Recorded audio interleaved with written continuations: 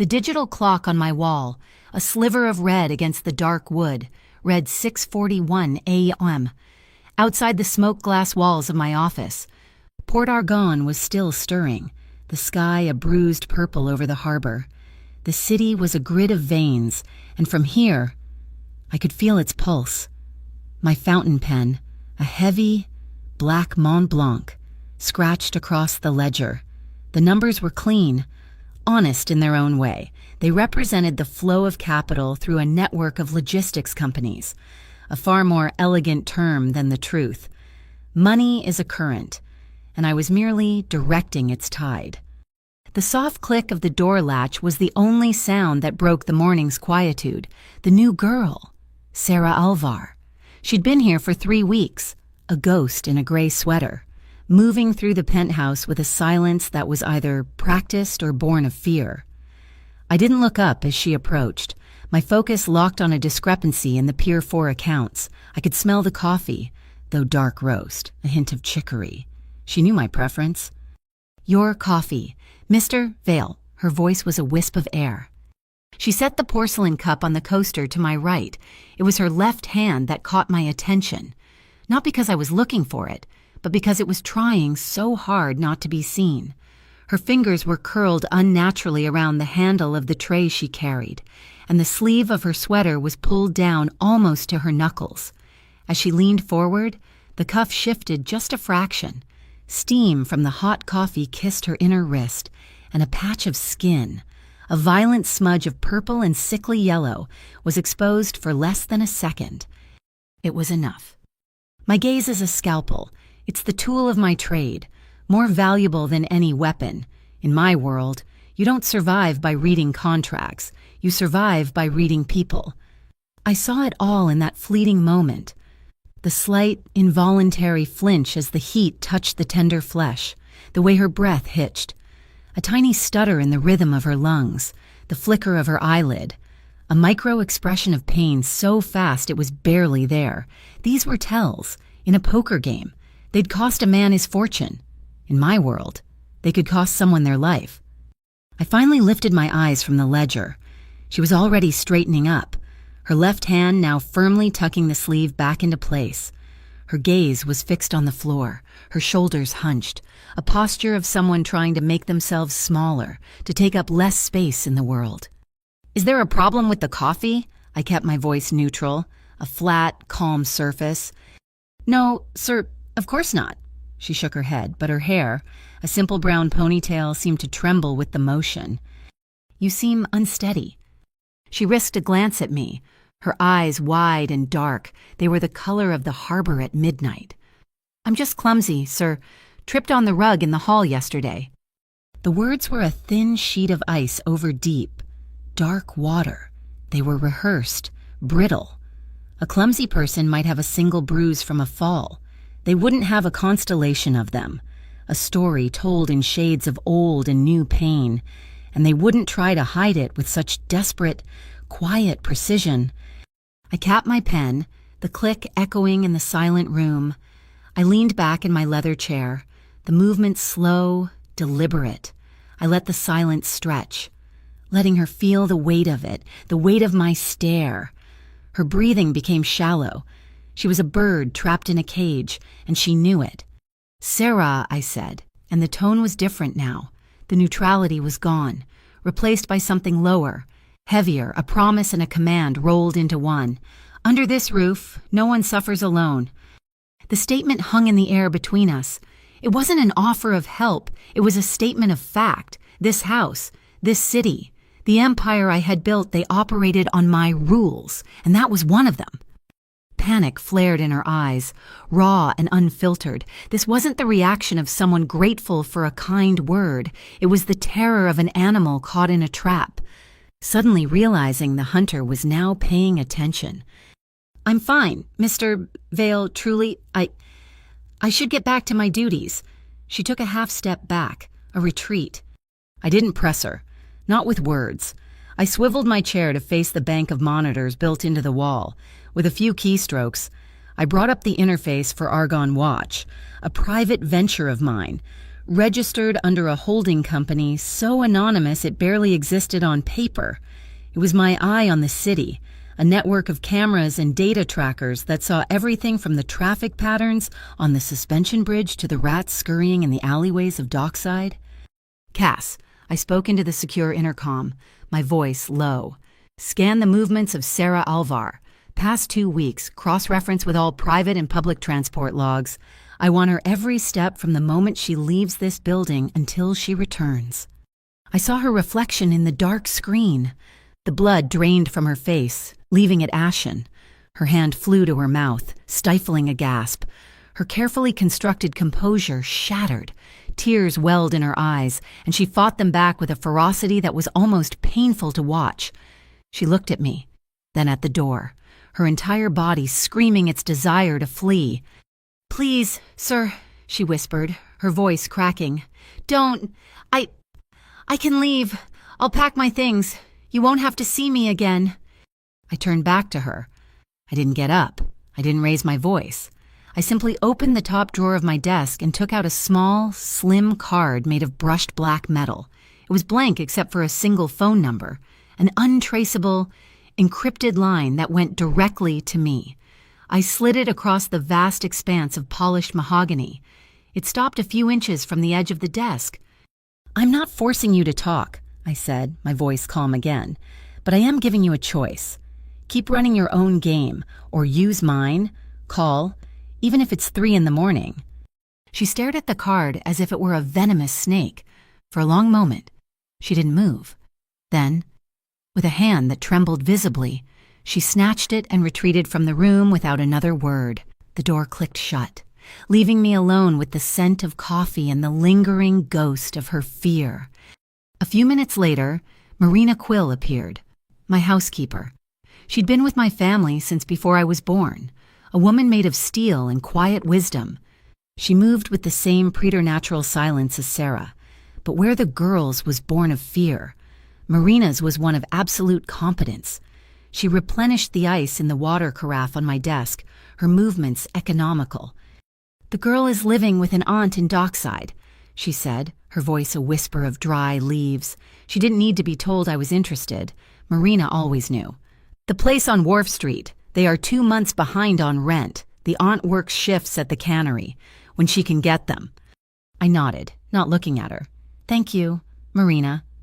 She disappeared as silently as she had come. Dockside.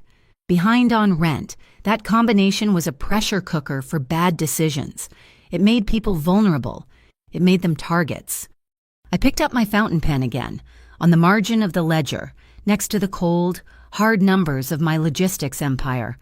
I wrote a new rule, an addendum to my personal code. No one touches my people not on the docks, not on the mainland. My intercom buzzed. It was Cass. "Got something, boss. A nondescript white van. No company markings. It's been parked at the end of her street for 3 days straight, from 5 a.m. to 7 a.m. Just before her shift starts. Argonne Watch just flagged the plate. It's registered to a private security firm. Sentinel Harbor." Sentinel Harbor. The name was familiar. A dull thud in the back of my mind. They were corporate muscle. Bottom feeders who took the jobs the more established firms wouldn't touch. Intimidation, union busting, asset recovery, dirty work for clean money. What business did they have with a housemaid? I looked down at my own hand. Resting on the desk, there's a faint white scratch across the knuckle of my right index finger. A scar from my childhood, a reminder from a time before I had the power to stop such things from happening. A reminder that bruises don't just happen, they are given. They are inflicted. The pieces were on the board, a frightened girl with a secret, a faceless security firm watching from the shadows, and a debt hanging over her head.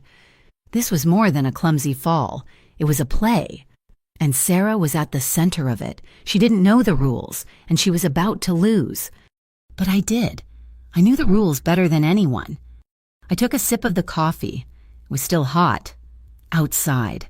The sun was beginning to break through the morning haze, casting long shadows across Port Argonne. It was going to be a beautiful day. For me, at least. For Sentinel Harbor, their morning had just been ruined. They just didn't know it yet. I looked at the ledger, at the rule I had just written. It was a promise. And my promises, like my debts, were always paid in full. He had decided to open the game. The information started to flow in like the tide, relentless and cold. Cass Breacher stood opposite my desk, a silhouette against the gray morning light of Port Argonne. Cass is a man built of right angles and hard silences. He runs my security, a job that involves knowing everything that moves in this city before it even decides to twitch. His reports are like him, devoid of fat, all bone and muscle. "Sentinel Harbor," he began, his voice a low gravel. "Their contract is with the Northlight Foundation. On paper, they're a charity. Focus on immigrant aid, literacy programs, community outreach, saintly stuff." He paused, letting the implication hang in the air. In our world, the more saintly the facade, the more rotten the core. They've been operating in Dockside for about a year, low profile until now. I swiveled my chair to the monitors, pulling up the files Cass had sent. The Northlight Foundation's website was awash of smiling faces and hopeful testimonials. It was professionally done, clean and utterly soulless. It was a lie manufactured by a committee. And their connection to Sierra. "We're getting there. Argonne Watch has been tracking her routes. There's a tail, a pro."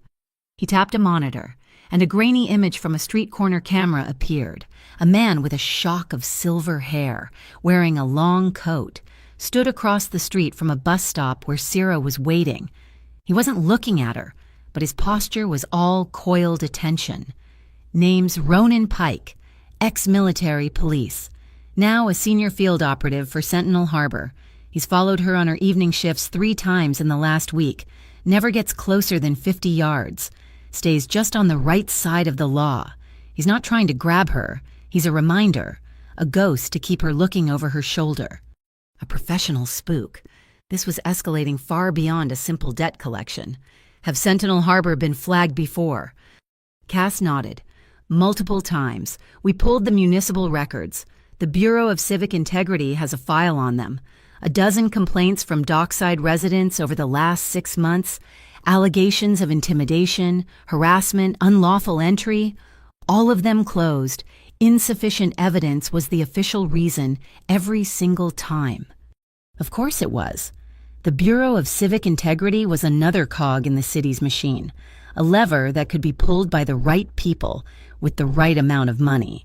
The system wasn't broken. It was built this way. It was designed to protect the powerful and grind the weak into dust. While Cass worked the digital side, Marina worked the human one. She brought me my lunch on a silver tray, a simple salad and a glass of iced tea. Her movements were, as always, economical and precise. "The girl is a closed book," Marina reported, her voice barely a whisper as she arranged the silverware. "I asked about her aunt, her life in Dockside. She gives one-word answers. She's polite, but her walls are 100 feet high." She paused, placing a linen napkin next to my plate. But I did notice something. We were in the main kitchen. The delivery man from the grocer came to the back door. Heavy footsteps on the stone floor. As soon as she heard them, she stopped chopping vegetables and her right hand. She covered it with her left, like she was shielding it or hiding it. It was just for a second, an instinct. An instinct. Those were the things that told the real story, an unconscious, protective gesture. Ronan Pike was the external pressure, the ghost on the street corner, but the real fear, the source of it, was tied to a man's footsteps and something to do with her right hand. I dismissed Cass and Marina, the quiet of the office returning. I needed another piece, the one that always tells the truest story, the money.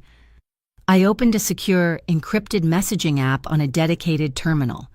My contact was Mira Saul, an accountant who lived so far off the grid she was practically a myth.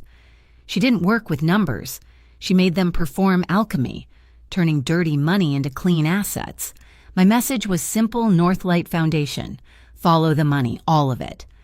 The reply came back in less than an hour. Mira was fast, and she was thorough.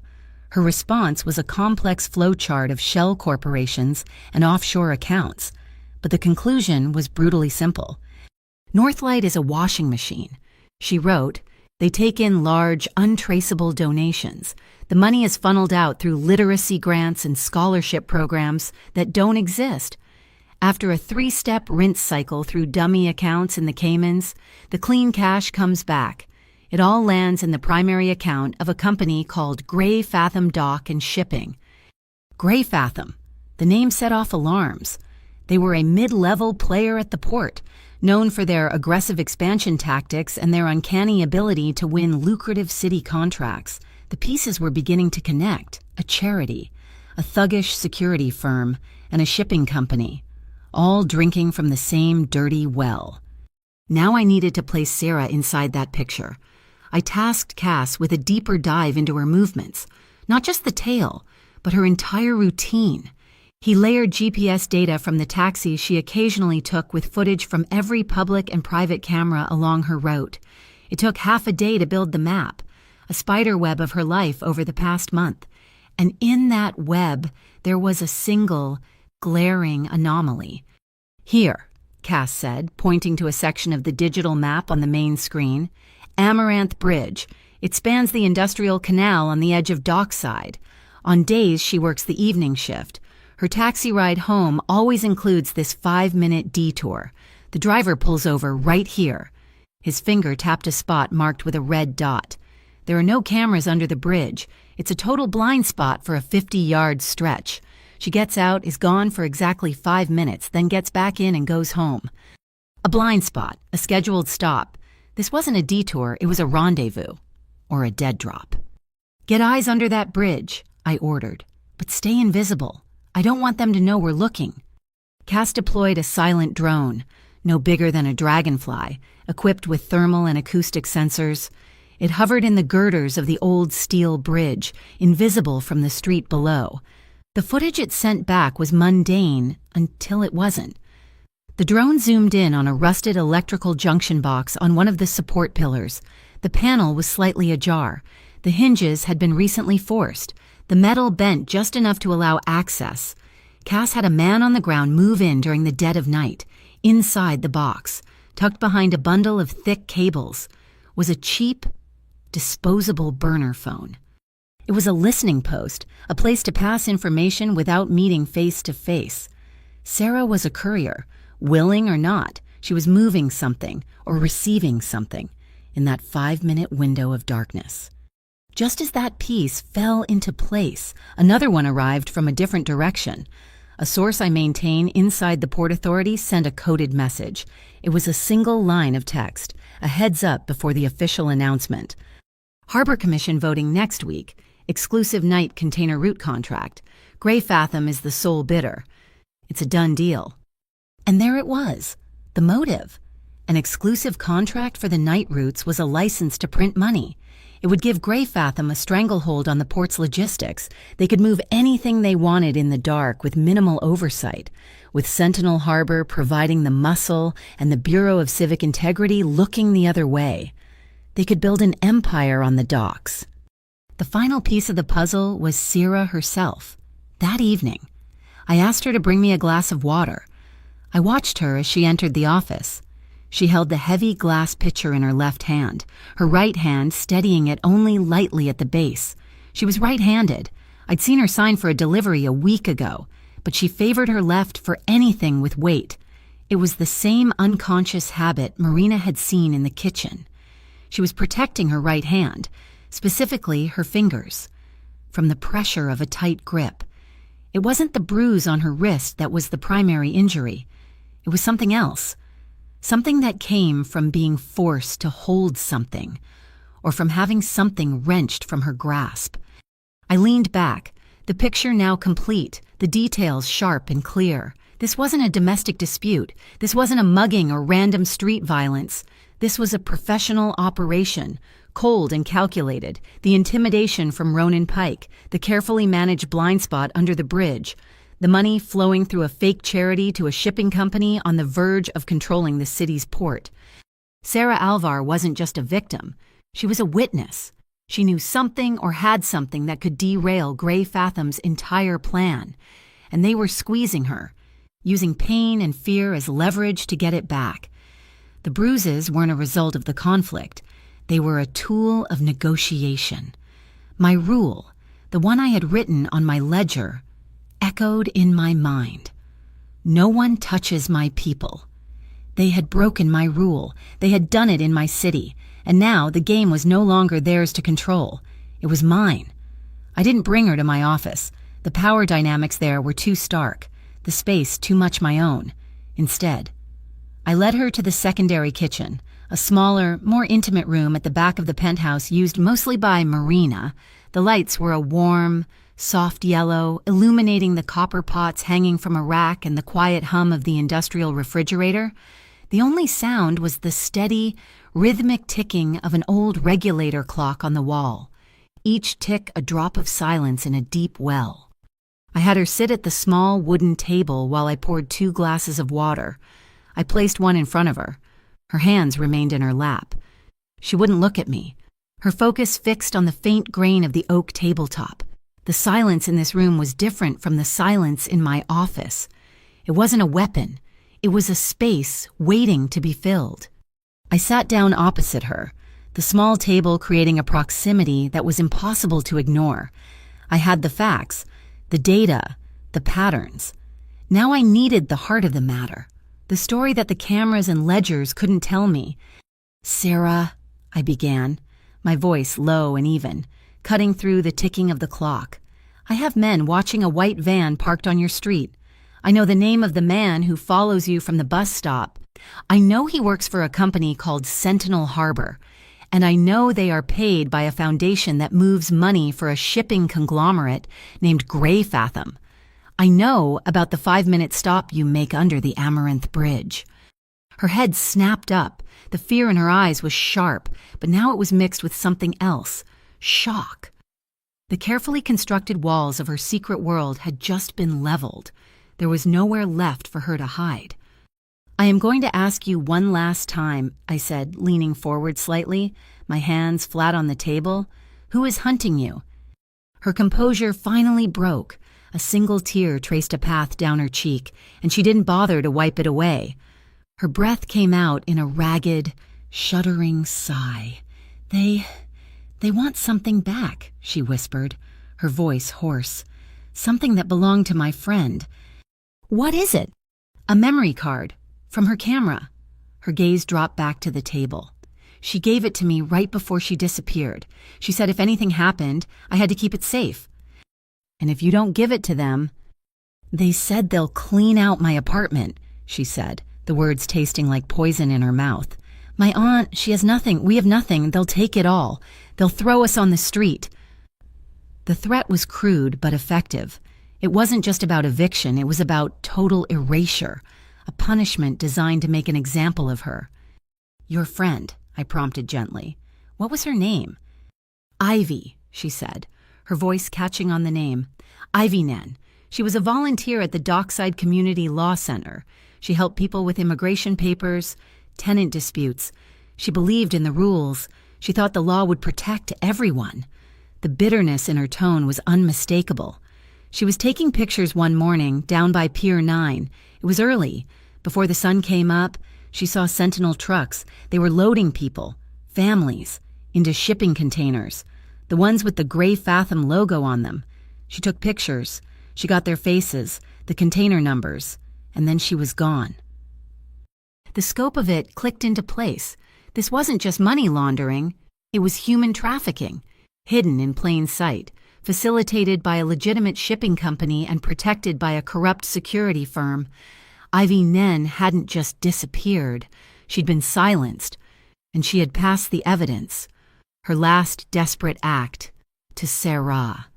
Why not go to the police? Sarah to the authorities. She let out a short, hollow laugh. It was a terrible sound. "The authorities, I tried. I sent an email to the Bureau of Civic Integrity. I told them my friend was missing and that I had information about Sentinel Harbor intimidating people in my neighborhood. A week later, I got an automated reply. Your report has been received." That was it. Silence. They're all part of the same machine. You report the wolves to other wolves." I believed her. I had seen the BCI file myself. Insufficient evidence. Case closed. "I can protect you," I said. It was a simple statement of fact. But instead of relief, I saw a new wave of fear wash over her face. She pulled back, her chair scraping against the floor. "No," she said, shaking her head, her eyes wide. "I can't. I won't be used." "Used? Oh, everyone wants something," she said, her voice rising with a frantic edge. "Last year, back in my old city, there was a landlord in my building who was doing illegal evictions, a benefactor, a rich man who owned a newspaper. He found out. He promised to help me, to protect me and the other tenants. He had me talk to his reporters, give them all the details. My face was on the front page. The brave tenant who fought back. For a week, I was a hero." Her expression soured. "Then the story got old. The benefactor made a deal with the landlord, got what he wanted out of it, and he disappeared. The landlord pushed us all out a month later. I wasn't a hero anymore. I was just a pawn. He didn't protect me. He used me as a weapon, then threw me away when he was done. I will not be your story, Mr. Vale. I will not be your weapon." The air in the room grew thick with her panic, her past trauma bleeding into the present. She was on the verge of bolting, of running back into a storm she couldn't possibly survive alone. Just then, the door swung open silently. Marina Quill entered. She held a small ceramic bowl. She didn't look at me or acknowledge the tension. Her focus was entirely on Sarah. She walked to the table and placed the bowl down. It contained a pale, herbal-smelling salve. "For the bruises," Marina said, her voice calm and steady as the ticking clock. She looked at Sarah's left wrist, the one I had seen earlier. "This will help with the swelling. You must apply it 3 times a day." It was a simple act, an offering of care with no strings attached. It wasn't a promise of protection from an armed guard or a powerful man. It was the quiet gesture of an older woman tending to a younger one's hurt. It cut through the fear and the suspicion. It was real. The gesture did more to calm the room than anything I could have said. Sarah stared at Marina, then at the bowl, and the frantic energy seemed to drain out of her, replaced by a profound, weary sadness. She nodded, a tiny, almost imperceptible movement. That was my cue.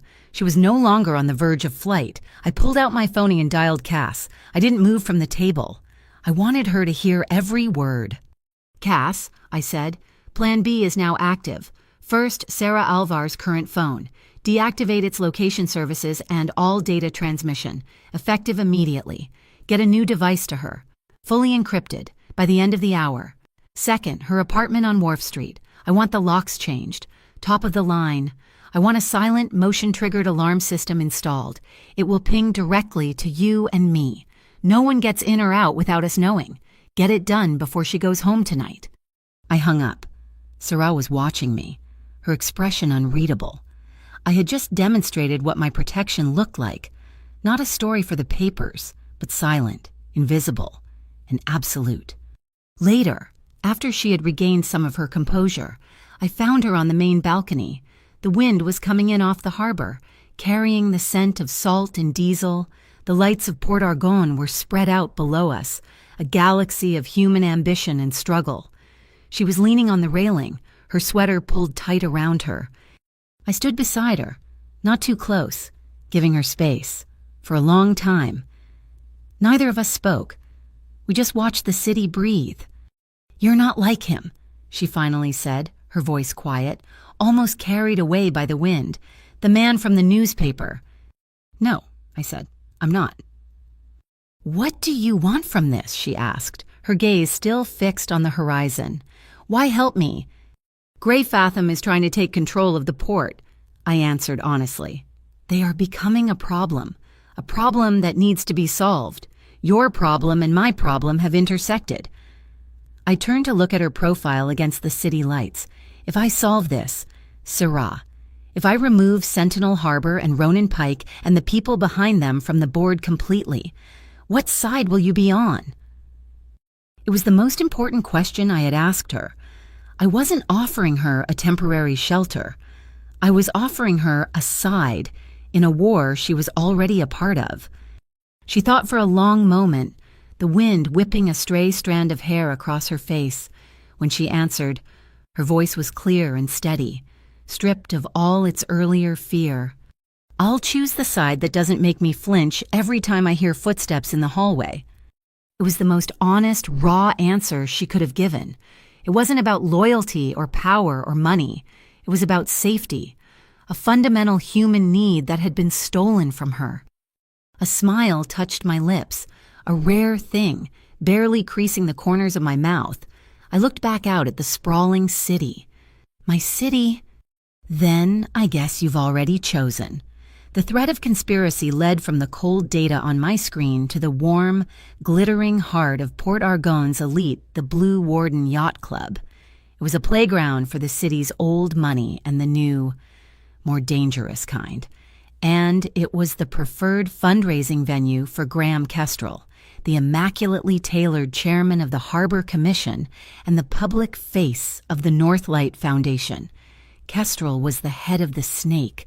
Tonight, we were going to get close enough to pull a fang. The plan was simple in its audacity.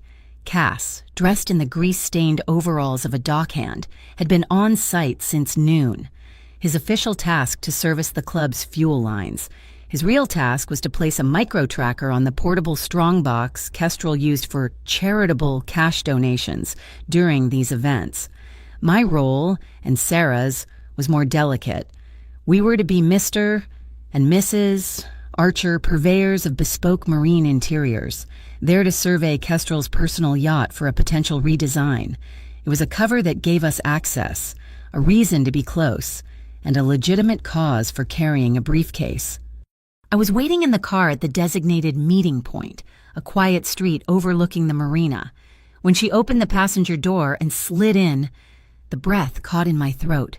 It was a purely involuntary reaction, a system failure in my otherwise rigidly controlled biology.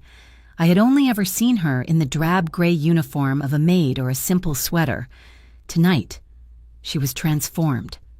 She wore a slip dress of deep blue satin that shimmered under the streetlights like the surface of the harbor at dusk.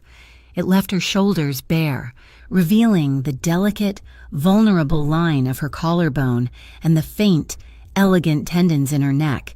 Her hair was swept up, leaving a few soft tendrils to frame her face. She wore no jewelry, nothing to distract from the raw, understated courage in her dark eyes. I found myself still for a long beat, my gaze taking in the sight of her, a man disarmed. There was a fragile strength to her that the simple dress only amplified. In that moment, my mission objective, the cold, hard calculus of risk and reward, was contaminated by a far more primal, protective instinct. I wanted to wrap her in my coat and take her 1,000 miles away from this night, from this city, from me. But it was her choice to be here. I had to honor that. "You look," I started, but the words failed me. "Ready," I finished lamely. She gave me a small, nervous smile, as I'll ever be. We walked through the gates of the Blue Warden as if we owned the place. Confidence is the best camouflage. The air was thick with the scent of expensive perfume, salt, and money. We moved through the crowd, a sea of white dinner jackets and glittering gowns. Our trajectory aimed at the grand vessel at the end of the main dock Kestrel's yacht, the Steadfast. We saw him holding court on the aft deck. Graham Kestrel was handsome in a severe, chiseled way, his smile as bright and cold as polished steel. He was surrounded by sycophants, laughing at a joke that likely wasn't funny, and standing just behind his right shoulder, a statue in a tailored suit, was Ronan Pike.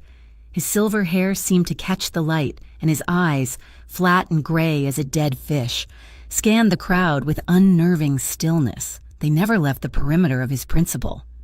As we approached, Kestrel's eyes flicked over us, a quick, dismissive appraisal. I extended my hand. "Graham, Atticus Archer, we spoke on the phone. This is my associate, Alva." We had decided using her real first name was a calculated risk. A slip of the tongue was more likely with a full alias. Of course. Archer, the interior specialists, Kestrel said, his handshake firm but brief, his focus already drifting back to his admirers. My steward will show you around. Do be quick about it. We're celebrating the good work of the Northlight Foundation tonight. His smile was a predatory baring of teeth. Ronan Pike's gaze lingered on us for a second longer, a cold pressure against my skin, before he too dismissed us as irrelevant. That was exactly what we wanted. The steward, a harried young man, led us aboard. While he pointed out the teak decking and the brass fittings, Cass's signal came through my earpiece, a single, soft click. The tracker was live. The strongbox was in the captain's study. It was Sarah who made the move. As the steward began to unlock the study, she pulled a file of papers from her clutch. "Oh, I am so sorry," she said, her voice a perfect blend of apology and professional urgency. "I seem to have brought the invoices for the Wilmington refit instead of the design portfolio. Could you possibly help me? I believe I left the correct one with the concierge." She played her part perfectly, the flustered but competent professional, the steward, eager to please, immediately offered to retrieve it for her. The moment he was gone, we were in motion. I had 30 seconds, maybe a minute at most. The study was opulent, all dark wood and leather. The strongbox was on the desk, a matte black cube of reinforced steel. I placed my briefcase on the floor and opened it, revealing not design samples, but a high-frequency pulse device. I placed it against the digital lock. The light flickered, then died. I turned the handle, and the heavy door swung open. Inside, among stacks of bundled cash, was a small, black object, a single micro SD card with a small white label on it. On the label, 3 letters were written in neat, block handwriting, ACT. I had it in my hand when I heard footsteps approaching, heavy and fast, security, not the steward. "Go," I hissed, pocketing the card. We didn't go back the way we came. We slipped out the starboard door of the study, onto a narrow walkway. The footsteps were in the main corridor now. The only escape was a hatch leading down to a storage locker below deck. I pulled it open, and we dropped into the darkness, pulling the hatch closed just as the door to the study was thrown open above us. The space was impossibly small, cramped and smelling of canvas, mildew and salt. We were pressed together, the rough texture of the stacked sails against my back, Sarah's body flush against mine. I could feel the frantic, hammering beat of her heart. Or maybe it was my own. Outside, we could hear the muffled shouts of the security team. Sarah shivered, a tremor that ran through her entire body. It could have been the cold or the fear, but it felt like something more. I was acutely aware of her breath on my neck, of the faint scent of her skin mixed with the sea air. My entire world, which had been about strategy and angles and exits, had shrunk to this single point of contact, to the woman pressed against me in the dark. Instinctively, I moved my hand, resting it lightly on her shoulder. It wasn't a move, it was a question. "Are you okay? I'm here." Her skin was cool beneath my palm. She looked up, and even in the near-total darkness I could see the glint of her eyes. She gave a single, almost imperceptible nod. Consent. And then the world tilted on its axis. The distance between us, which had been a breath, collapsed. It wasn't a decision, it was an inevitability. A dam of discipline and control breaking under a pressure I hadn't known was building. Our lips met in the darkness, a collision born of adrenaline and a deeper, unspoken current that had been flowing between us since that first morning in my office. It was a kiss in a moment of life and death, and it tasted of sea salt and desperation. My hand moved from her shoulder to the small of her back, a steadying, protective pressure. I kept it there, a silent promise not to cross a line, even as every instinct screamed otherwise. She responded with a fervor that stole the air from my lungs, her hands coming up to grip my jacket, pulling me closer. I could feel her heart hammering against my ribs, a frantic rhythm that matched my own. Her breath hitched, and a small sound escaped her throat. "I'm here," she whispered against my lips, the words a lifeline in the suffocating darkness. With you. The kiss deepened, a whirlwind of sensation that blotted out the shouts of the guards, the ticking clock of our escape. It was a raw, desperate communication, a confirmation that in this moment of extreme danger, we were not alone. We were a unit of two, sealed in the dark. A loud clatter from above, the sound of a metal latch being thrown, shattered the spell. We broke apart, breathing heavily, our foreheads resting against each other. Our eyes met in the gloom, a silent exchange passing between us. This isn't over. We'll talk later. There was a service ladder at the back of the locker. It led to a small porthole on the far side of the yacht. I grabbed a nearby bucket of seawater used for swabbing the decks and sloshed a trail of it leading away from our hiding spot, toward the bow, a simple misdirection. We climbed the ladder and slipped out the porthole, dropping silently into the dark water of the marina.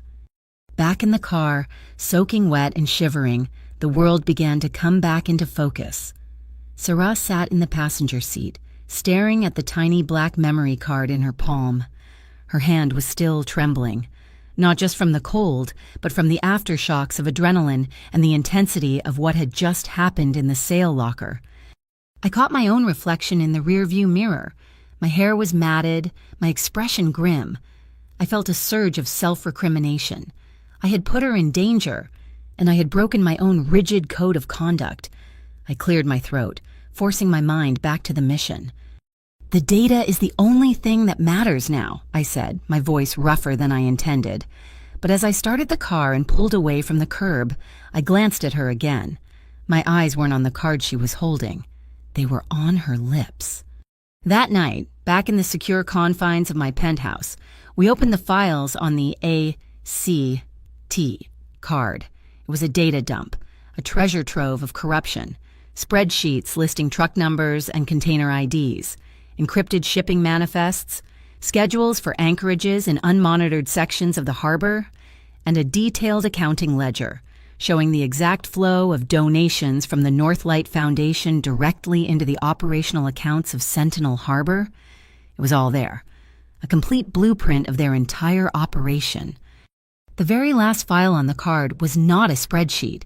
It was a single image file, a photograph, taken at night, illuminated by a harsh flash.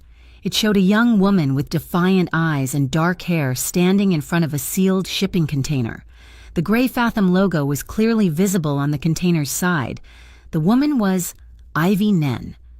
Beneath the image was a single line of text, a caption typed in a simple sans serif font. "Witness, the data from the ACT card was a poison map, and we spent the next 12 hours tracing its veins." On the large smart screen in my office, Cass had translated Mira Sol's raw data and the contents of the card into a visual flow chart. It was a masterpiece of corporate depravity.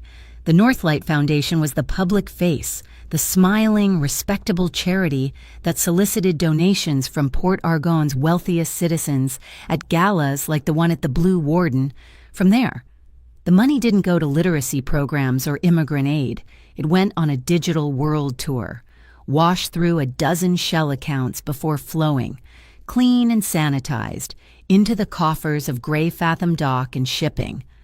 But the most damning connection was the one that legitimized the entire scheme. Tucked away in a folder of internal communications was a chain of emails between Graham Kestrel and Pallas Reeve, the director of the Bureau of Civic Integrity. Reeve was supposed to be the city's watchdog, the guardian of its ethical soul.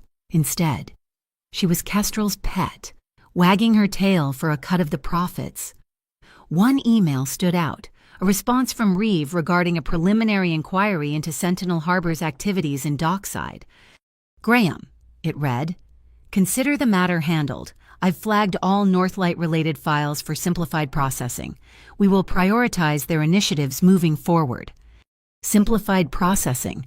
It was a bureaucrat's term for looking the other way. Pallas Reeve wasn't just ignoring complaints. She was actively running interference, using the official seal of the city to provide cover for Kestrel's entire operation. The Bureau of Civic Integrity was the stamp of approval that made the whole rotten enterprise look clean. I finally understood the full scope of Kestrel's ambition. This wasn't just about money. It was about absolute control. The exclusive contract for the night container routes was the key. With it, Grey Fathom would own the port after dark, but the true prize was the upcoming storm season. When hurricanes choked the standard shipping lanes, the port's logistics became the city's lifeline. The entity that controlled that lifeline could dictate terms to everyone. They could cripple rivals by delaying their shipments, grant favor to allies, and hold the entire city's economy hostage. It was a power play on a grand scale, one that would make Kestrel the unelected king of Port Argonne, and in doing so, it would inevitably disrupt the delicate balance of power that allowed my own world, the one that operated in the shadows Kestrel was trying to conquer, to function. He wasn't just a corrupt official, he was a rival sovereign. We were in the main study. The city lights a cold fire outside the windows. Sarah, Cass, Marina, and I. It had become a war council. Sarah, her face pale but her eyes burning with a righteous fire I hadn't seen before, was the first to speak. "We have to give this to the press," she said, her hands clenched into fists on the table. "The Port Argonne Chronicle. We can leak it to them anonymously. Once it's public, Kestrel can't hide." I shook my head. The motion's slow. It's the right instinct, but the wrong move, I said. I pulled up another file on the screen, a list of the Chronicle's primary corporate sponsors. Grey Fathom was third on the list. The Northlight Foundation was listed as a major benefactor for the paper's annual charity drive. Kestrel doesn't just have the city officials in his pocket. Sarah, he has the media, too. He pays their bills. A story like this wouldn't see the light of day. It would be buried under editorial review until the evidence was discredited or disappeared. We would show our hand and lose our only weapon. We need a different kind of explosion, one he can't cover up. Cass, who had been standing silently by the window, spoke without turning. "The Regatta of Lights," he said, his voice a low rumble. "It's the biggest public event of the season. The entire city is there, lining the riverbanks. Kestrel is the keynote speaker this year. He's scheduled to announce the bright future of the harbor. It's a PR stunt. He's going to announce the permanent, exclusive contract with Grey Fathom Live in front of the whole city." The stage was already set, a massive public festival, a self-congratulatory speech from the villain. It was the perfect venue for a dramatic fall from grace. "We could hijack the broadcast," Cass continued. "Feed our data directly to the jumbotrons on the main stage, right in the middle of his speech. He won't be able to spin his way out of it when the whole city is watching his bank accounts flash across a 50-foot screen." It was a bold, high-risk plan. I liked it. But Marina, who'd been quietly observing, stepped forward. "The regatta is a family event. Atticus," she said, her voice soft but laced with iron. "There are children everywhere. Whatever you plan, it cannot devolve into panic or violence. No civilians get hurt, not a single one." Her words were a necessary anchor, a reminder of the code that separated us from men like Kestrel. "The principle holds," I said, meeting her gaze. "No collateral damage. The only one who gets burned is Kestrel." But the plan had a hole. To get the full, unredacted truth, the kind of dirt that would not only expose Kestrel but incinerate his entire network, we needed more than just the A.C. card. We needed Sentinel Harbor's internal records, their operational playbook, what Cass called their black book. And that meant we needed a way inside. "They're a closed system," Cass said, finally turning from the window. "Their servers aren't networked externally. Everything is hard-lined at their main hub on Pier 17. We'd need an inside man, someone with technician-level access." The room fell silent. An inside man was impossible. Sentinel's people were either loyalists or too terrified to betray the company. And then Sarah spoke, her voice quiet but clear. "I might know someone," she said. We all turned to look at her. "His name is June Havel. He's one of their technicians, A few months ago, they were installing new security cameras in the hallways of my building. My apartment lock was old and sticking. He saw me struggling with it. When his supervisor was gone, he came back, fixed it for me in 30 seconds with a little tool.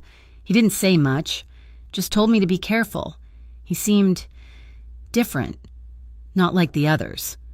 It was a small thing, a fleeting moment of kindness in a world of casual brutality, but it was the kind of detail that reveals a man's character, a crack in the facade.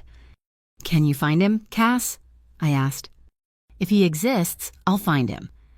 It took Cass less than a day. Jun Havel existed. He was a junior tech, mostly assigned to maintenance and installation. Cass made a cautious, indirect approach through a trusted intermediary. The response came back quickly. Jun was willing to talk, but he had one non-negotiable condition. He wants us to get his sister out. Cass reported back to me later that night. Her name is Nadia. When June started working for Sentinel, they made him sign a contract. Standard stuff, but with a nasty clause. They sponsored his sister's work visa. They hold her passport, her papers. It's labor collateral, as long as she's there, working a menial job in one of their warehouses. June is tied to them. He can't quit, can't complain. She's his chain. It was a cruel, brilliant form of modern-day indentured servitude, and it gave us our final, consolidated objective. The plan was now set, forged from all the disparate pieces of our investigation. The target was Sentinel Harbor's main depot on Pier 17, a heavily guarded cold storage warehouse. Our mission had two primary objectives. First, we would break into their server room and steal a complete copy of their operational data, the digital black book that contained all their secrets. Second, we would locate and extract Nadia Havel, freeing June from his chains.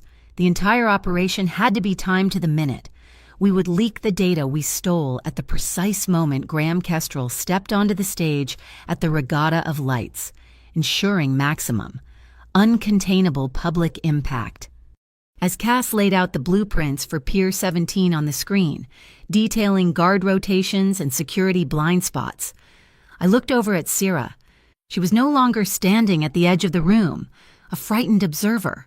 She was leaning over the table, right next to me, pointing to a section of the schematics.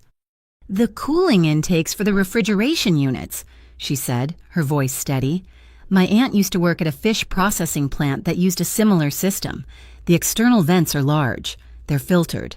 But a man could fit through them if the primary fans were shut down for a maintenance cycle." Cass looked at the plans, then at her, a flicker of professional respect in his eyes. "She's right," he confirmed after a moment. "It's a possible ingress point." I watched her, a sense of profound change settling over me. The timid woman who had spilled coffee and hidden her bruises was gone. In her place was a strategist, a partner. Her fear had not vanished, but she had reforged it into a weapon, tempered by a resolve as strong as steel. She was providing key intelligence, shaping the very architecture of our counterattack. She was no longer just the person I was protecting. She had become the co-author of the plan. The night air over Pier 17 was thick and wet, a cold brine that clung to our skin and tasted of salt. Fog rolled in from the harbor, swallowing the sodium lights and muffling the sounds of the city, leaving only the mournful groan of a distant foghorn. It was a ghost night, perfect for the work of ghosts. Each breath I took plumed in front of me, a white cloud in the oppressive dark. We moved in silence. Cass was a shadow, peeling off into the labyrinth of shipping containers to create the first of his diversions, a small electrical fire that would draw the initial attention of the perimeter guards. That left Sarah and me. She was dressed in dark, practical clothing, her face set with a focused intensity that was a world away from the terrified woman I had first met. She was the key to our entry. Our ingress point was an outflow pipe for the facility's saltwater cooling system. Just as she had suggested, the grate was heavy, but yielded to a small hydraulic spreader. We slid into the pipe, the icy water soaking through my boots instantly. It was a tight, claustrophobic crawl, the rush of the water a deafening roar in the enclosed space. We emerged into a maintenance corridor, dripping and cold, the frigid air of the warehouse a physical blow. From there, Sarah led the way. In her hand, she held the key card June Havel had provided. She swiped it at the first magnetic checkpoint, and the lock clicked open with a soft, electronic chime that sounded like a gunshot in the silence. My job was to be the muscle and the technician, on my back. I carried a heavily modified backpack containing a portable decryption rig designed to rip a hard drive's soul out in under a minute. We moved through the first section of the warehouse, a cavern of stacked crates and frozen machinery. The primary objective was the server room, but June's intel had given us a secondary location, a repurposed storage locker where Sentinel kept its collateral. We found it at the far end of the main freezer aisle. The door was unmarked, but the thermal imager showed the heat signatures of multiple bodies inside. Sarah took a deep breath and slid the keycard through the lock. The door hissed open, revealing a small, brutally cold room. Inside, a group of about 6 people, men and women huddled together for warmth. They were dressed in thin, worn-out jackets, some wearing flimsy life vests for an extra layer against the biting cold. One of them, a young woman with wide, frightened eyes that mirrored June's, had to be Nadia. They all flinched as we entered, expecting another guard. Sarah didn't hesitate. She stepped into the room, pulling off her own insulated gloves. She walked over to Nadia and gently took the girl's hands, which were blue with cold. Sarah chafed them for a moment before pressing her own warm gloves into them. "June sent us," Sarah said, her voice a low, reassuring murmur. "We're getting you out of here, all of you." She moved from person to person, speaking to them in a calm, steady tone, her presence a small, warm flame in the freezing darkness. She was no longer just a participant in this fight. She was a leader. I stood back, watching her through the frosted glass of the locker's small window. The cold-blooded strategist in me noted the efficiency of her actions, how she was calming the assets, preparing them for extraction. But another part of me, a part I had long thought frozen over, simply watched. I saw a woman armed with nothing but compassion, standing against an empire of fear, and felt my own armor crack just a little. It was that human warmth that betrayed us, an ancient pressure plate-based alarm system designed to detect the heat shift from an open freezer door, suddenly blared to life. A klaxon wailed, and red lights began to flash, painting the icy corridors in strokes of blood. "They're coming!" I yelled, pulling Sarah back as she gathered Nadia. "Cass, we're blown!" "Creating a new problem for them." Cass's voice crackled in my earpiece. "West side, go." The heavy thud of combat boots on the concrete floor echoed from the main corridor. Sentinel's response was immediate and overwhelming. They were flooding the zone and leading the charge, moving with the brutal economy of a predator. It was Ronan Pike. We didn't have time to get everyone out. "Nadia comes with us," I commanded. "The rest of you, bar the door from the inside. We'll be back." It was a hard choice, but the mission came first. The black book was the key to freeing all of them permanently. I pulled Sarah and a terrified Nadia behind me, and we plunged into a maze of towering storage pallets. The klaxon was deafening, the flashing red lights disorienting. Behind us, I could hear Pike shouting orders. Suddenly, a canister skidded across the icy floor ahead of us, hissing like a nest of snakes. A thick white cloud erupted from it, a wall of vapor that instantly obscured everything. It was Cass's diversion. Liquid nitrogen. The temperature in the corridor dropped another 20 degrees, and the fog bank gave us the cover we needed. "This way!" I shouted, pulling them down a narrow aisle between stacks of frozen fish. The sound of our pursuers grew louder, their footsteps crunching on the ice-slicked floor like a funeral drum. We rounded a corner, and there he was. Ronan Pike stood silhouetted against a flashing red light, blocking our path. He didn't hesitate. He unclipped the heavy baton from his belt and threw it, an underhand flick of the wrist. It wasn't aimed to kill, it was meant to cripple. I shoved Sarah and Nadia to the side, and the baton skipped off the concrete, its metal end catching me high on the cheek. The impact was a starburst of white-hot pain. I felt the skin split, and a warm trickle of blood immediately began to freeze on my face. Pike was already moving toward us, pulling a sidearm. We were trapped. Then, Sarah did something I never would have anticipated. She grabbed the heavy Maglite flashlight from my belt, and without a moment's hesitation, she turned and hurled it backward, down the long corridor we'd just come from. It flew in a perfect arc, end over end, and shattered against the lens of a security camera mounted on the ceiling. The corridor behind us plunged into absolute darkness. At the same time, the emergency lights in our section flickered and died as Cass overloaded another circuit breaker. We were granted a precious few seconds of chaos. "The server room," I grunted, my vision swimming slightly. "Now." We used the darkness to slip past Pike, who was momentarily blinded. The server room was a steel cage in the heart of the freezer. Sarah's card got us through the first door. The servers themselves were behind a second lock, a biometric hand scanner paired with a digital keypad. This was my task. I slammed the decryption rig onto the panel. As its programs began to brute force the digital lock, I worked on the biometric scanner, my fingers numb from the cold, my vision still blurry from the blow to my head. The pain was a sharp, insistent throb.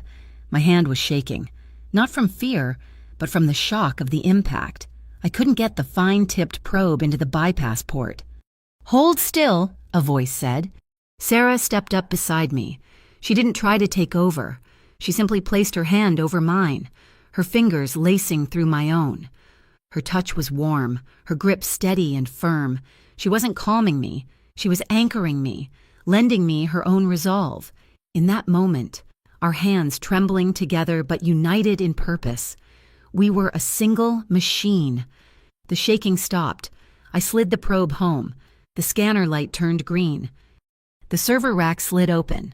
I located the primary storage module, a black brick of solid-state drives. I had a dummy module in my pack, loaded with a virus designed to look like a catastrophic data fire. I pulled the real drive and was about to slot the decoy in when I heard Pike's voice right outside the cage door. There was no time. I shoved the real black book into the inner pocket of Sierra's jacket. "If we get separated, this is all that matters," I said, my voice low and urgent. "Get it out." She nodded, her eyes wide but determined. I slammed the server rack shut, leaving it empty, and triggered a magnetic lock on the cage door, buying us a few more seconds. Our exit was a maintenance hatch at the back of the room. It led directly out onto the pier, 30 feet above the black, churning water. An inflatable raft was supposed to be our ride, piloted by one of Cass's men. But when I kicked the hatch open, the pier was swarming with sentinel guards. They had cut us off. There was no raft, only the cold, dark water below. We had the data, but we were trapped on the edge of the world, with the entire enemy army at our backs. We found our sanctuary in a place of elegant decay, the Oriel Glasshouse, a long-abandoned Victorian conservatory perched on a hill overlooking the industrial sprawl of the port. It was a skeletal cathedral of rusted iron and broken glass, where nature was slowly and patiently reclaiming its territory. Inside, the air was heavy with the smell of damp earth, wild jasmine, and the ghosts of 1,000 forgotten blooms. It was cold, but it was cover. Nadia was with Cass, being moved to a more permanent and secure safe house. That left Marina, Sarah, and me in the fragile shelter of the glass house. We sat in what was once the main atrium, on overturned terracotta pots, a single battery-powered lantern casting a warm, flickering glow on our faces. Marina worked with quiet, practiced efficiency. She cleaned the gash on my cheek with an antiseptic wipe that stung like fire. I didn't flinch. The physical pain was a dull, distant thing. I was watching Sarah, who sat close, her knees almost touching mine, her hands methodically wrapping a fresh bandage around my bruised knuckles where I'd slammed them against the pier hatch. Her touch was feather-light, yet it grounded me more than the solid earth beneath my feet. "This is the second time you've been hurt because of me," she said, her voice a low murmur that barely disturbed the quiet. She didn't look up from her work. "You're wrong," I said, and she paused. I waited until her dark eyes met mine. Ronan Pike's baton didn't hurt. Not really. I touched the faint, white scar on my other knuckle, the one from my childhood. The old scars don't hurt, but watching Pike lunge at you in that corridor, seeing the fear in your eyes, that hurt more than any physical blow ever could. It was the truest thing I had said in years, a confession that laid bare a vulnerability I never showed to anyone. Her breath hitched, and she looked down again, pulling the bandage a little tighter. "When I was a girl," she began, her voice gaining a fragile strength. "After the mess with the newspaper benefactor, I fell apart. I couldn't trust anyone. Every knock on the door, every stranger's smile felt like a trap. I was drowning." She took a shaky breath. "Ivy found me. She didn't offer to fix my problems. She just sat with me in the silence. She brought me books. She made me tea. She was the only one who didn't want anything from me. She was my anchor. When Sentinel took her, they didn't just take my friend, they took the only person in the world who made me feel safe." Her story explained everything: her fear, her distrust, and the fierce, burning core of her resolve. This wasn't just about a memory card. It was about avenging the only sanctuary she had ever known. When she finished tying off the bandage, our hands lingered together for a moment. The silence was charged, filled with the unspoken memory of our two frantic encounters, the desperate life-or-death kiss in the sail locker, and the steadying touch in the server room.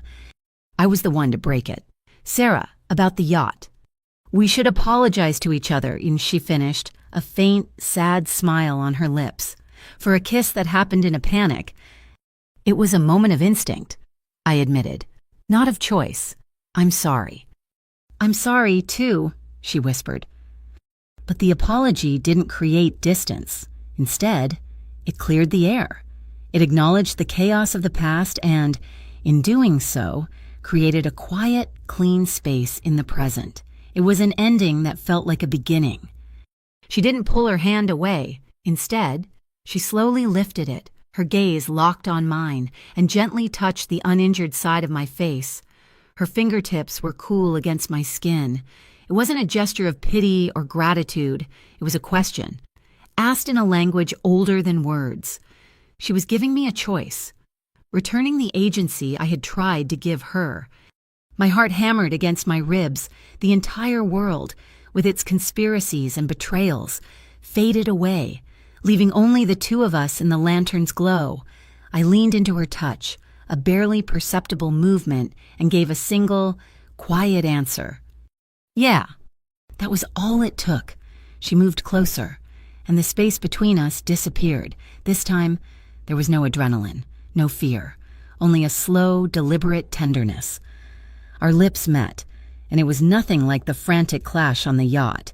This was a kiss of profound and aching discovery. It was slow, soft, a conversation without sound. It moved from my lips to the sharp line of my jaw, to the throbbing cut on my cheek, a silent promise to heal. I wrapped my arms around her, pulling her into my lap. She felt impossibly fragile and yet unshakably strong. The glass house was filled with dew, our breaths misting in the cold air, mingling together. My hand slid from her shoulder down the elegant curve of her back, stopping at her waist, holding her firmly but gently. I would go no further. This was not about possession. It was about sanctuary. She smiled into the kiss, a small, breathy sound of contentment, and rested her forehead against mine, her chest rising and falling against my own. "Don't ever make me a weapon, Atticus," she whispered, her deepest fear laid bare in the darkness. I held her tighter, a fierce, protective surge rising within me. "No one touches you, Sarah," I vowed, my voice rough with an emotion I couldn't name. "Not even me. Not unless you want them to." She sighed, a sound of release, of a great and heavy weight being set down.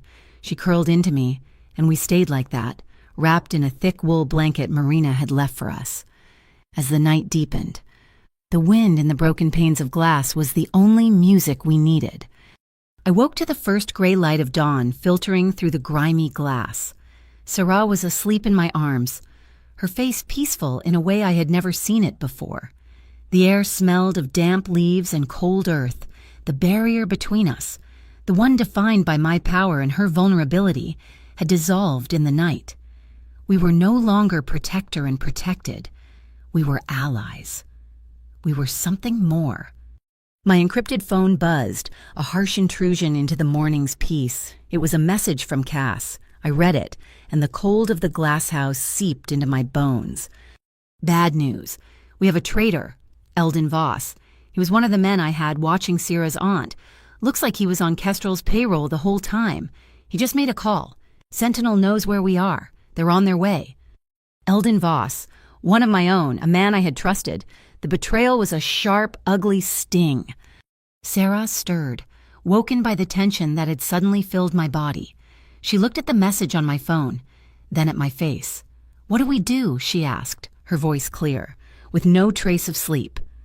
The instinct for retribution was a roar in my blood. I wanted to hunt Eldon Voss down, to make him pay for his treason in the old way. But I looked at Sarah, at the mission we had started, at the black book that was still tucked safely in her jacket. My personal anger was a fire, but the mission was a flood, and it had to take precedence. "Vengeance is a luxury," I said, my voice hard as stone. "Justice is a necessity. We focus on the regatta. We finish Kestrel. I'll deal with Voss after." She nodded, accepting my decision without question. We were a unit. As we prepared to move out, gathering our meager supplies before Sentinel's forces could arrive, she stopped me at the door. She took my hand, her grip surprisingly strong. "Atticus," she said, her eyes locking onto mine, "if something happens, if I don't make it, if I disappear, you have to be the one to go on stage.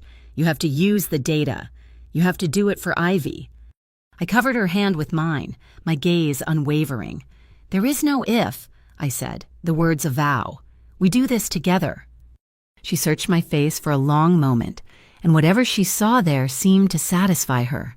"Okay," she whispered. "Together." We looked at each other, and in that silent, urgent moment, a final pact was forged between us. Absolute trust. No more secrets. No matter what came next, the peace of the dawn was a fragile, fleeting thing. It was shattered not by a gunshot, but by the crunch of gravel under the tires of heavy vehicles. Cass's warning had been timely, but just barely. Through a cracked pane of glass, I saw them 2 black SUVs and a white van, the same one that had haunted Sarah's street, disgorging a dozen men in dark tactical gear. Sentinel had come to collect. They were fanning out, forming a perimeter, their movements efficient and utterly without mercy. "The old service tunnels," Marina said, her voice as calm as if she were announcing dinner. "They run from the glasshouse's foundation all the way to the old harbor. They're not on any city map." She led us to a root cellar beneath the main atrium, where a rusted iron wheel was set into the stone floor. It took my full strength to turn it. With a groan of protest, a section of the floor ground open, revealing a set of stone steps leading down into absolute blackness. The air that rose up was ancient and cold, smelling of brine and wet limestone. "The tide tunnels," I said, recognizing the local legend. They were relics from the city's founding, carved out before modern engineering. "Go," I ordered, handing headlamps to Marina and Sarah. "Nadia, you stay between them." We descended into the earth, the darkness swallowing us whole. I pulled the stone door shut above us, the boom echoing down the tunnel, sealing us in. The only light came from the wavering beams of our headlamps, cutting feeble paths through the oppressive dark. The tunnel was narrow, the limestone walls slick with moisture and weeping cold water. The ground was uneven, and a channel of brackish water, about a foot deep, flowed down the center. The tide was coming in. I could feel it, a subtle shift in the pressure of the air, a quickening of the current around our ankles. The water level was rising, slowly but inexorably. Nadia began to panic. Her breath came in short, terrified gasps that bordered on hyperventilation. "I can't," she whimpered, her eyes wide in the bouncing light of her headlamp. "The walls, the water." Marina tried to soothe her, but it was Sarah who broke through the girl's fear. She put her arm around Nadia's shoulders, pulling her close as they waded through the rising water. "Look at me." "Nadia," she said, her voice a calm, steady anchor in the chaos. "Just listen to my voice. When I was a little girl, my father used to take me to the tidal pools. He taught me how to read them. There's a rhythm to it. See, there's the low tide, the slack tide, and the high tide. This," she said, gesturing to the water now swirling around our knees, "this is just the flood tide. It's in a hurry to get where it's going, but it's predictable. It's just water. Breathe with me. In for 4, out for 4. Match the rhythm of the water." She began to count, her voice a steady beat against the sound of the rushing water. Miraculously, Nadia's panicked breathing began to even out, syncing with Sarah's count. She had taken her own trauma and turned it into medicine for someone else. Our progress was slow and treacherous. Then we heard it, a metallic clang from far behind us. They had found the entrance. Shouted commands echoed down the tunnel, distorted and monstrous, and then the sharp crack of a gunshot. A slug whined off the stone wall a dozen feet from us, showering the dark water with sparks. Ronan Pike was on the hunt. "Move!" I roared. We pushed on, the water now at our waists, its icy grip trying to pull us down. We reached a junction where the tunnel split. According to the old schematics I had memorized, the left fork was a dead end, collapsing after 50 yards. It was our only chance to slow them down. From a waterproof pouch on my belt, I pulled a small, clay-like charge. It wasn't a lethal explosive. It was a limestone catalyst charge, designed for demolition. It would react with the damp limestone of the tunnel walls, causing a rapid, crumbling expansion that would seal the tunnel without a lethal, concussive blast. Violence without murder. It was a fine line to walk, but it was my line. I packed it into a fissure in the ceiling of the left fork and set the 30-second timer. "This way, run!" I yelled, shoving them down the main tunnel. We scrambled through the chest-deep water as the timer ticked down. The charge went off with a deep, grinding roar, not a sharp explosion. The entire tunnel shuddered, and behind us, the ceiling of the side passage collapsed in a cascade of rock and churning water. We had bought ourselves time. In the chaos of the collapse, the surge of displaced water hit us like a wave. Sarah, who was just ahead of me, lost her footing on the slick stone. I saw her go down, her headlamp disappearing beneath the black water. My heart stopped. I lunged, my hand closing around her waist in a desperate, blind grip. I pulled her up, her body limp for a second before she sputtered, coughing up briny water. The current slammed us against the tunnel wall, my body shielding hers from the impact. For a single, breathless moment, our faces were inches apart, our headlamps illuminating the terror and relief in each other's eyes. It was a look that said everything. "Don't you dare leave me." We finally saw a sliver of gray light ahead, a maintenance ladder, rusted but intact, led straight up. I sent Marina and Nadia up first, then Sarah. As she climbed, I looked back down the dark, flooded tunnel. Pike was delayed, not stopped. We were still running on borrowed time. We emerged through a manhole into a blast of noise, light and smells. We were in the heart of the Lantern Fish Market, a chaotic open-air bazaar that ran 24 hours a day. The air was thick with the scent of fish, diesel, and frying food. Brightly colored lanterns hung everywhere, casting a festive glow on the throng of people. We were soaked, covered in filth, but in the chaos of the market, we were just another strange sight. Marina was there, just as planned, standing beside a large, refrigerated truck used for hauling crushed ice. "Get in the back," she said, her expression grim.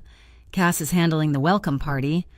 As if on cue, a loud whoosh and a bright orange glow erupted from a warehouse at the far end of the market. Black smoke began to billow into the night sky. Screams and shouts followed as people began to run away from the fire. It was Cass's second diversion, a manufactured crisis to pull Sentinel's forces away from us. "Now," Marina ordered.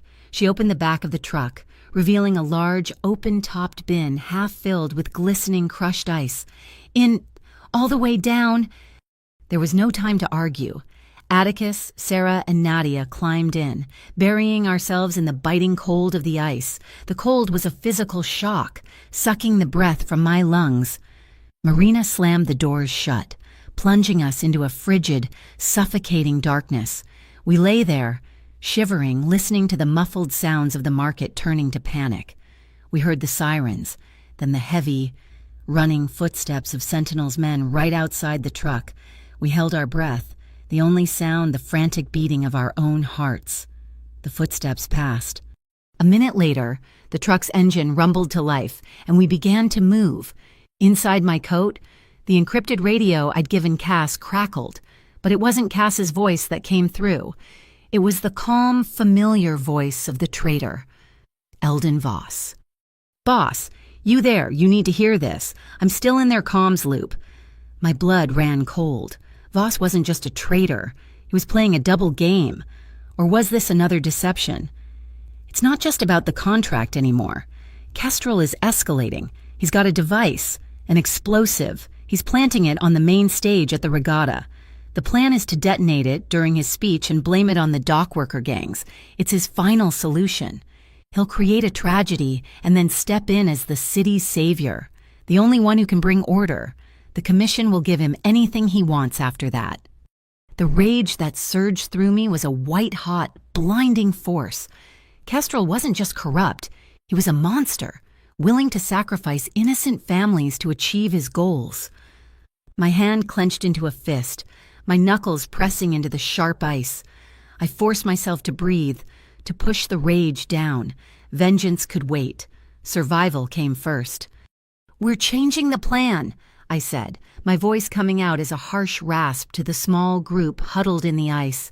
"We can't just expose him. We have to stop him." My mind raced, formulating the final, desperate gambit. We give the black book to the media, but we hold one piece back, the intel on the explosive. Leaking that will cause a mass panic. We can't risk it. We'll give everything else to Lighthouse TV. They're the only independent news channel in this city with the guts to run the story. "But who will take it to them?" Marina's voice came from the darkness. "They'll be watching all of us." A small, shivering form stirred beside me. "I'll do it," Sarah said. Her voice was trembling from the cold, but her words were solid as rock. "They're looking for you. They're looking for a soldier or a spy. They're not looking for a housemaid. I don't have a record. I can walk right in there. I can be the one to give them the USB. I can do it for Ivy." I looked at her, a silhouette in the freezing dark. She was volunteering to walk into the fire, to be the messenger at the heart of the storm. She was no longer a pawn. She was a queen, making her own move. "Okay," I said, the single word a pact of absolute trust. "You handle the truth, I'll handle the bomb." The Argonne River was a ribbon of liquid fire, a flowing tapestry of red, gold, and blue from the thousands of paper lanterns drifting on its surface. The annual Regatta of Lights was in full swing, a beautiful lie painted over the city's dark heart, to the cheering crowds lining the banks. It was a night of celebration. To me, it was a stage set for a slaughter, with a ticking clock only I could hear. Sarah moved through the media enclosure near the main stage like a ghost, dressed in a dark windbreaker and a simple baseball cap pulled low. She was invisible, just another anonymous member of the event support staff. The credentials Cass had forged were perfect. I watched her on a small, encrypted feed from a camera Cass had planted earlier, my heart a cold, tight knot in my chest. She was looking for the Lighthouse TV crew, her movements calm and deliberate. She had the black book, our entire war, on a USB drive no bigger than her thumbnail. My own path was darker and far less glamorous. I moved through the labyrinth of scaffolding and cables beneath the main stage, the cheerful pop music from the speakers above, a thumping, ironic soundtrack to my mission. The schematic Eldon Voss had provided was my only guide. a map of this steel and wire underworld. The air was cool and smelled of river water and ozone. My target was a large, black sound reinforcement box bolted to one of the main support pylons, model C-Voice 12. According to Voss, Kestrel's device was inside, wired directly into the master power grid. I found it. It looked inert, just another piece of audio equipment, but a closer look revealed fresh tampering with the access panel. This was the place. As I reached for my toolkit, a beam of light sliced through the darkness, catching me in its glare. "Well, well," a familiar voice growled. Ronan Pike stood at the far end of the walkway, his massive frame blocking the only easy exit. "Fancy meeting you here." He raised a radio to his mouth. "He's under the stage. West Pylon. Box him in." My earpiece crackled. "I see him," Cass's voice said, cool as ice. "Buy me 10 seconds. Pike started moving toward me, not with the speed of an assassin, but with the lumbering confidence of a bear that knows its prey is trapped. Before he could close the distance, a series of brilliant white flashes lit up the sky over the river. A shower of marine distress flares, fired from a service boat Cass had positioned an hour ago. The stage lights above us flickered wildly in response to the sudden power surge Cass had created. The crowd roared, thinking it was part of the show. Pike was momentarily distracted, his head turning toward the unexpected light show. It was the only opening I needed. I didn't run. I moved deeper into the darkness, toward the bomb. On the stage level, Sarah saw her chance in the manufactured chaos. She spotted the Lighthouse TV logo on a camera. She moved toward the operator, but it was a woman with a headset and a clipboard she targeted, Jo Ansel, the station's senior field editor, a woman with a reputation for journalistic ferocity. "Miss Ansel," Sarah said, her voice steady, "I have a delivery for you, a story." Ansel gave her a dismissive look. "Get in line, kid. We're live in 5. "The password is Ivy Nen," Sarah said, holding out the small USB drive. The editor's face changed instantly. The professional impatience vanished, replaced by a sharp, focused intensity. The name was a key, one that unlocked a story she had likely been chasing for months. She took the USB without a word, her eyes locking with Sarah's. She understood. She turned to her audio tech. "Switch to the backup broadcast feed. Now, on my signal." The moment of truth had arrived. The festival's master of ceremonies announced the keynote speaker. Graham Kestrel walked onto the stage to a wave of polite applause, his smile a perfect mask of civic virtue. He stepped up to the podium, the massive screens on either side of the stage showing a close-up of his handsome, treacherous face. "My friends, my fellow citizens of Port Argonne," he began, his voice booming across the river. "Tonight we celebrate not just these beautiful lights, but a new dawn for our city, a dawn of integrity, a clean harbor for a bright future." "Now," Jo Ansel said into her microphone. The screens behind Kestrel flickered. His face vanished, replaced by the cold, hard lines of a bank ledger. Arrows showed the flow of money from the Northlight Foundation's donation account through a web of offshore shells and directly into the operating budget of Sentinel Harbor and Grey Fathom Shipping. The crowd's applause faltered, replaced by a confused murmur. Then came the next image, a picture of Ivy Nen, her face projected 50 feet high. Then a photo of the container, the Grey Fathom logo stark and undeniable. Then the damning email from Palace Reeve, her promise to provide simplified processing for Kestrel's criminal enterprise. The murmur in the crowd grew into a roar of shock and anger. Kestrel's smile froze. He tried to laugh it off.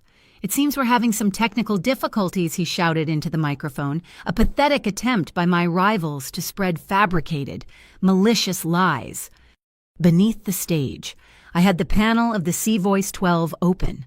The device was crude but effective, a block of plastic explosive wired to a digital timer and a remote receiver. I found the primary detonator wire. With a steady hand, I pulled it free from the timer, But my relief was short-lived. A second, thinner wire snaked from the explosive block to a small, secondary receiver I hadn't seen. A fail-safe. Before I could reach it, I was hit from the side. Ronan Pike slammed me against the steel pylon. The air exploded from my lungs.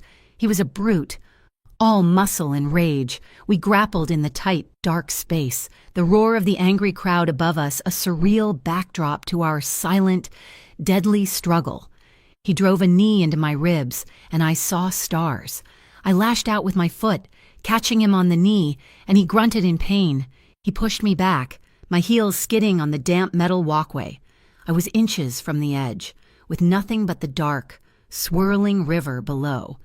Up above, Sarah had been making her way to the designated extraction point behind the media tent, but she saw the fight. On one of the live camera feeds, she saw the understage angle. My desperate struggle with Pike. She saw my foot slip. Her heart, she told me later, simply stopped. She abandoned safety. She abandoned the plan. She ran to the side of the stage and, without a second's hesitation, swung herself over the railing and onto a service ladder, scrambling down into the darkness beneath the stage. Pike had me pinned, his massive forearm crushing against my throat, my vision starting to dim at the edges. He was fumbling in his jacket pocket with his free hand for the remote. Sarah landed on the walkway behind him, silent as a cat. He was so focused on finishing me that he didn't hear her. She didn't attack him. She didn't scream. She did something smarter. She lunged for the jacket pocket he was reaching for, her small hand diving inside. She pulled out a small, black remote trigger, the secondary detonator. Without looking at it, she threw it over the edge of the walkway. It hit the dark water with a faint splash. Pike roared in frustration, turning his head, finally aware of her. He swung a backhand, a blow that would have been devastating. But his momentary distraction was all I needed. I drove my head forward into his face with every ounce of strength I had left. There was a sickening crunch of cartilage. He staggered back, giving me the space I needed. I twisted, hooked my leg behind his, and threw my weight into him. We both went down, and I came out on top, my forearm now pressed against his throat. I pinned his arm, and with a plastic zip tie from my toolkit, I bound his hands behind his back. It was over. He lay there, breathing heavily, and I rolled off him, gasping for air. Sarah rushed to my side, her face streaked with grime, her eyes wide with fear and relief. Her forehead was beaded with sweat mixed with the fine dust of the understage. We just looked at each other for a long moment, the chaos above us fading to a dull roar. "It's over," she breathed, and in that moment, she was right. On the stage, the final blow was landing.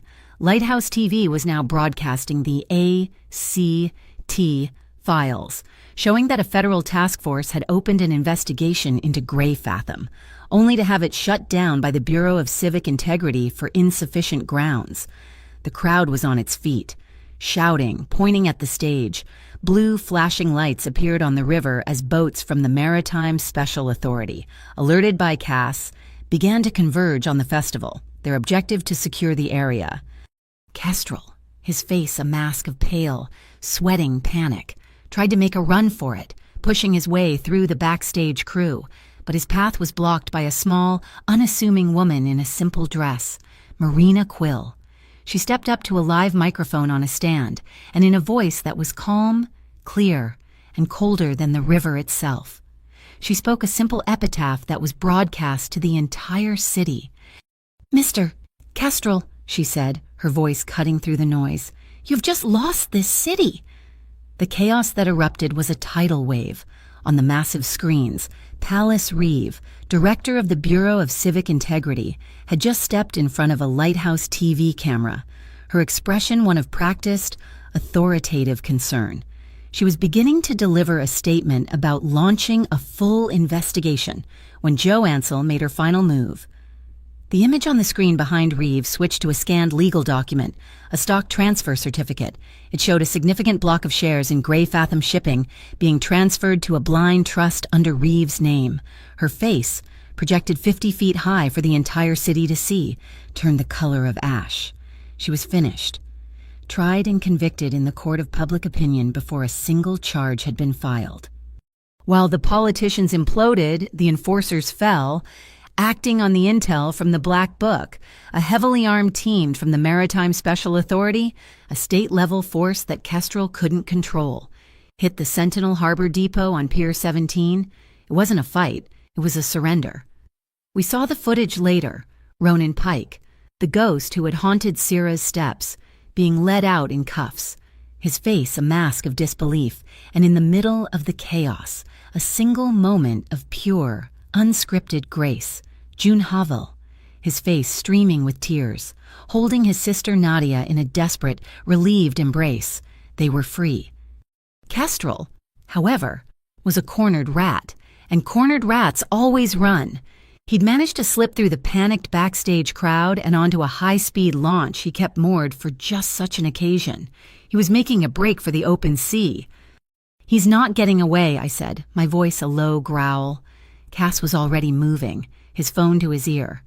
We met him at a service dock where one of my own speedboats, a sleek, matte black vessel, was waiting, its engine already rumbling. "Sarah," I said into my comms unit as we cast off, the boat leaping forward and carving a white gash in the dark water. "Where is he?" "Joe Ansel has him on a live aerial feed." Her voice came back, clear and steady, a calm point in the swirling storm. "He's heading for the Arden Arch. She's broadcasting his coordinates live. The whole city is watching the chase." It was a brilliant move. Kestrel couldn't hide when his escape was the city's top news story.